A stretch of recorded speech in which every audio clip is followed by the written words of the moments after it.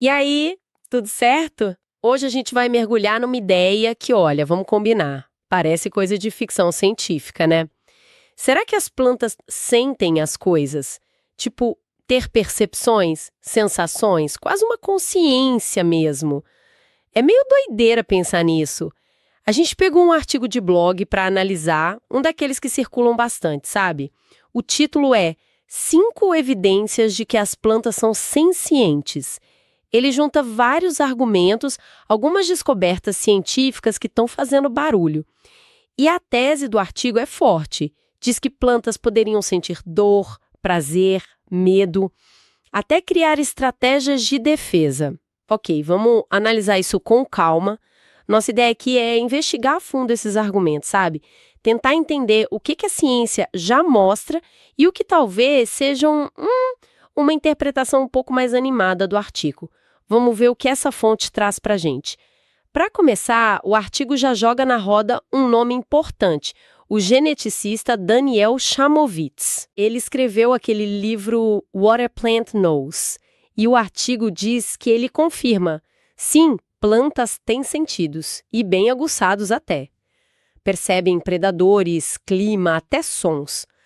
Mas segundo o próprio artigo, o Chamovitz dá uma freada. Ele diz que, do ponto de vista da neurologia, a gente ainda não tem clareza sobre o nível cognitivo delas, né? Falta peça nesse quebra-cabeça. E aí o artigo traz outra pessoa, uma peça-chave, a ecologista comportamental Mônica Gagliano. Parece que ela faz umas pesquisas bem diferentes lá na Austrália, usa técnicas de estudo de aprendizagem animal, só que em plantas, bem fora da caixa. E o artigo cita uma fala dela, bem direta. As plantas têm plena ciência do que está acontecendo à sua volta e, como os animais, adotam na prática o que foi assimilado graças a essa capacidade de memorização. Olha, é uma afirmação bem forte, né?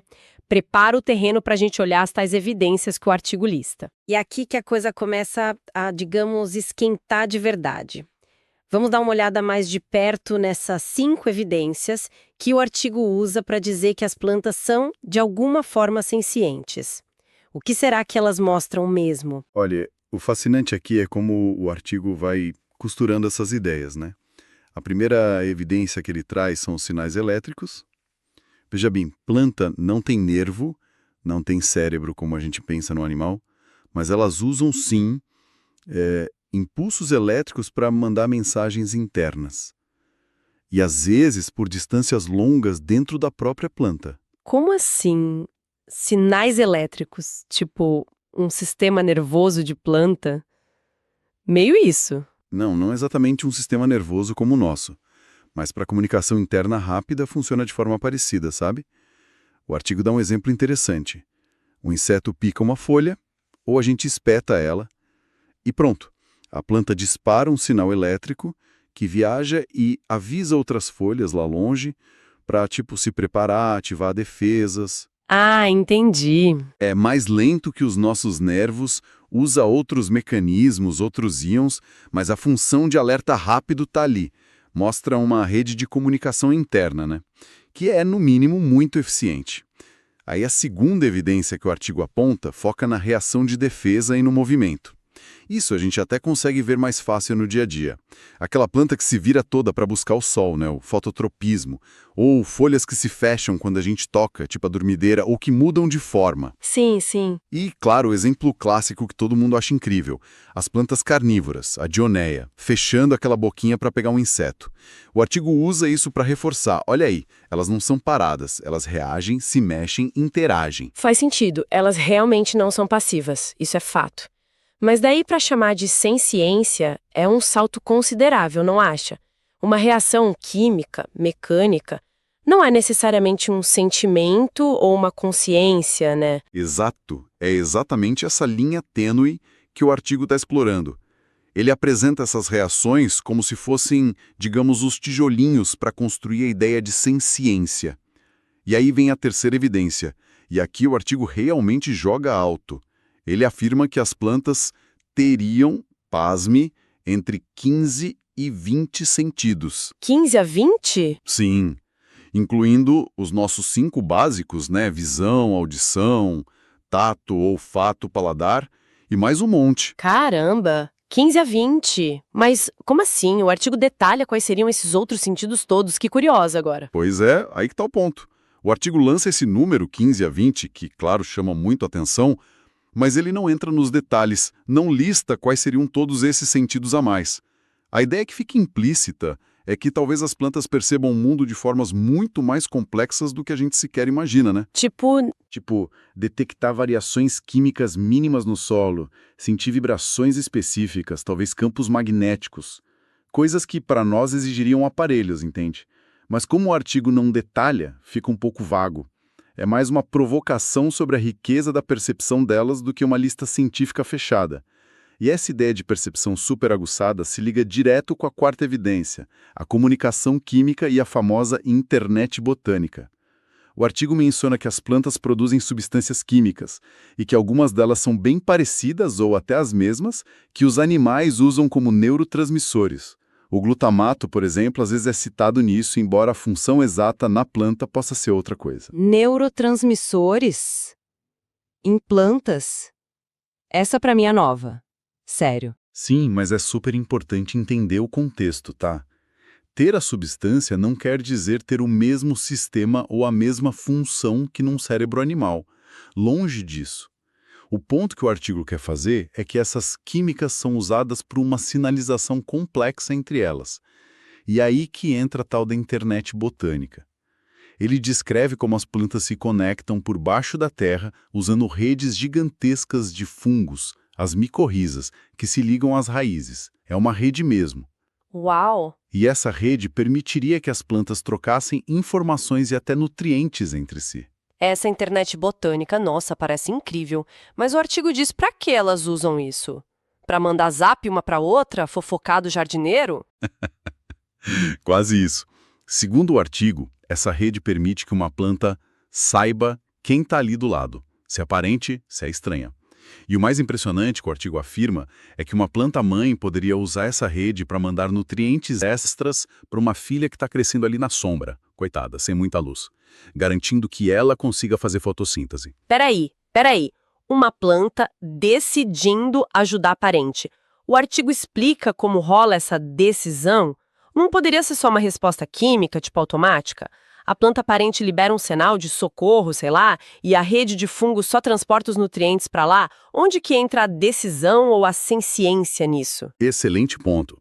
O artigo apresenta isso como evidência de um comportamento bem complexo, que sugere algum tipo de cognição, entende? Ele menciona que essa capacidade de interagir com a rede, de reconhecer parentes, de responder a sinais químicos de estresse ou necessidade, tudo isso permitiria que as plantas memorizassem táticas que deram certo no passado, que elas antecipassem certos eventos, tipo a chegada de uma praga que já atacou a vizinha, e que tomassem decisões sobre onde investir a energia delas, se cresce mais raiz, mais folha, ou se ajuda a parente ali do lado. E isso nos leva de volta a Mônica Gagliano e à quinta evidência, que na verdade está meio que misturada nas outras, a ideia de aprendizado e de solidariedade vegetal. Aprendizado? Em plantas? O que o artigo quer dizer com isso? Elas aprendem como a gente aprende? Ou como um cachorro aprende? Provavelmente não da mesma forma, né? O artigo, se baseando em pesquisas como os da Gagliano, sugere que as plantas podem, por exemplo, se habituar a estímulos. Se habituar? É, tipo parar de reagir a algo que se repete muito e não representa perigo, sabe? Ou então associar um estímulo a uma consequência. Por exemplo, associar que a luz vindo sempre de um lado significa a recompensa da fotossíntese. Essa capacidade de mudar o comportamento com base na experiência é o que o artigo interpreta como uma forma de aprendizado e memória. E isso daria base para essas interações complexas, para essa solidariedade com as parentes. Uau! Então, recapitulando. Sinais elétricos, movimentos com intenção aparente, múltiplos sentidos, mesmo que não detalhados, comunicação química super complexa em rede, aprendizado, memória, ajuda mútua. Caramba, se a gente junta tudo isso que o artigo apresenta, realmente parece que tem um mundo secreto inteligente rolando ali, debaixo da terra e entre as folhas. É muita coisa para processar. Sem dúvida. E é justamente por causa desse conjunto todo de argumentos e da forma como o artigo os apresenta que ele introduz um ponto que considera fundamental, a Declaração de Cambridge sobre a Consciência. O artigo usa isso para tentar dar um peso ainda maior para essas ideias. Isso levanta uma questão importante. Como será que a ciência mais formal está começando a olhar para essas possibilidades? Animal, né? Principalmente aves, mamíferos, talvez polvos.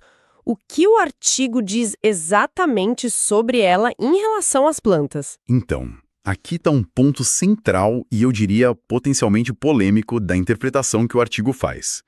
Presta atenção nisso. Ele relata que um grupo de cientistas renomados, neurocientistas, neurofarmacologistas, etc., reunidos lá em Cambridge, concluiu e declarou que humanos não são os únicos a possuir os substratos neurológicos que geram a consciência. Certo, até aí ok, foco nos animais. Exato. Mas, e aqui vem o pulo do gato do artigo, ele afirma que essa declaração, na leitura específica dessa fonte, se estenderia para incluir não só os animais, mas também plantas e micro-organismos como possuidores desses tais substratos neurológicos. Bem forte e bem específica do artigo, né? Porque a declaração original, pelo que eu me lembro bem, focava em estruturas cerebrais, em comportamentos complexos em animais. Plantas não têm neurônios, não têm cérebro. Como o artigo justifica usar esse termo para elas? Exatamente. É fundamental deixar isso muito claro. A gente está analisando a interpretação específica que o artigo faz da declaração, tá? Ele não detalha como exatamente os cientistas de Cambridge teriam chegado a essa inclusão de plantas e micro-organismos. Provavelmente, a interpretação que o artigo usa de substratos neurológicos é mais ampla, talvez se referindo a sistemas que sejam funcionalmente análogos, ou seja, sistemas que, mesmo sendo bioquimicamente e estruturalmente diferentes dos nossos neurônios, cumpririam funções parecidas na geração de respostas complexas, na comunicação e, quem sabe, até em algum tipo de experiência subjetiva mínima, mesmo sem neurônios. Entendi. Então, o artigo vê essa declaração, nessa leitura particular que ele faz dela, como um marco, um possível ponto de virada para a ciência começar a aceitar que a consciência, ou algo parecido com ela, é muito mais espalhada no mundo vivo do que a gente costumava pensar. É apresentado quase como um selo de aprovação científica para a ideia da ciência vegetal. Entendi. Então o artigo usa essa interpretação da declaração para dar aquele empurrão final no argumento construído com as 5 evidências. E aí, o que tudo isso significa na visão do artigo, se a gente embarca nessa interpretação que ele propõe, aonde isso nos leva? Aquela imagem que o artigo usa de uma árvore com a copa parecendo um cérebro e as raízes como se fossem neurônios, ela ganha outra dimensão com isso, né? Deixa de ser só uma metáfora bonita. Exatamente. Passa a sugerir que a inteligência, ou a senciência, pode se manifestar de formas radicalmente diferentes da nossa, distribuída pelo corpo todo da planta, conectada por essa rede de fungos. Mas é muito importante a gente voltar àquela cautela que o próprio artigo menciona lá no comecinho, citando o Chamovitch. Ainda é muito, muito cedo para dizer que a senciência das plantas, se ela existir da forma como o artigo sugere, é igual à dos animais. Não dá para equiparar assim tão fácil. Certo. As evidências que o artigo junta são intrigantes, com certeza. Apontam para a complexidade, para a comunicação, para a reação, talvez até para aprendizado. Sim, também. Mas a natureza exata dessa consciência vegetal, e até se a gente pode mesmo usar essa palavra, isso ainda é um campo totalmente aberto de pesquisa e de muito debate na ciência. E aquelas lições de vida das árvores que o artigo menciona mais para o final? Como isso entra na história toda? Assim, se a gente conecta isso ao quadro geral que o artigo está pintando, essa parte final tenta extrair uma mensagem mais, digamos, filosófica ou ética. O texto sugere que a maneira como as plantas interagem, se comunicando pela rede, apoiando as parentes, coexistendo com o ambiente de forma integrada, nos oferece um modelo de como viver de forma mais harmoniosa e sustentável. Interessante. A ideia central ali é que, se a gente reconhecer que todos os seres vivos pensam, reagem e podem coexistir harmoniosamente, como diz o artigo, isso seria a base da verdadeira sustentabilidade. Não é só sobre a planta sentir como a gente sente, mas sobre observar e talvez aprender com essas estratégias de vida que elas têm. Uma vida coletiva, integrada, resiliente. É um convite, né? Para olhar para elas não só como um recurso, mas como sistemas complexos dos quais a gente pode tirar lições importantes. Entendi. Então não é só uma questão científica de sim ou não elas são sencientes, mas também sobre como essa possibilidade ou mesmo só a complexidade delas muda a nossa perspectiva, a nossa relação com a natureza como um todo.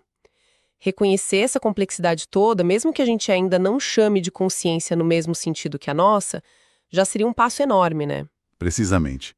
Pensar sobre essa comunicação subterrânea, sobre as respostas elaboradas ao ambiente, sobre a possibilidade de aprendizado, isso pode sim alterar a nossa ética ambiental, a nossa agricultura, o jeito como a gente conserva os ecossistemas. A pesquisa continua, né? E cada descoberta nova adiciona mais uma camada a essa visão que é fascinante e ainda bem misteriosa do reino vegetal. Certo. Então, só para a gente amarrar aqui a nossa análise do artigo 5 evidências de que as plantas são sencientes, a gente viu a hipótese central dessa senciência vegetal.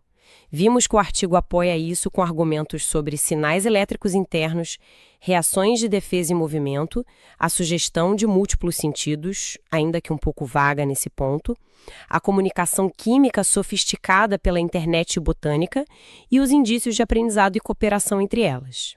E a gente discutiu também a interpretação bem particular que o artigo faz da Declaração de Cambridge, apresentando ela como um possível divisor de águas nesse reconhecimento. E para fechar, fica aqui uma provocação que nasce diretamente das ideias que essa fonte trouxe para a nossa conversa hoje. E se a gente realmente começar a olhar para as plantas não mais como meros objetos passivos no cenário, mas como seres perceptivos, com formas complexas de comunicação, de aprendizado, de interação social, do jeito delas, claro. Como isso poderia redesenhar radicalmente a nossa relação com todo o meio ambiente? O que isso mudaria na nossa forma de produzir alimentos, de conservar as florestas, na nossa própria definição do que é vida inteligente e na nossa busca por um futuro mais sustentável aqui no planeta? Fica aí para a gente pensar.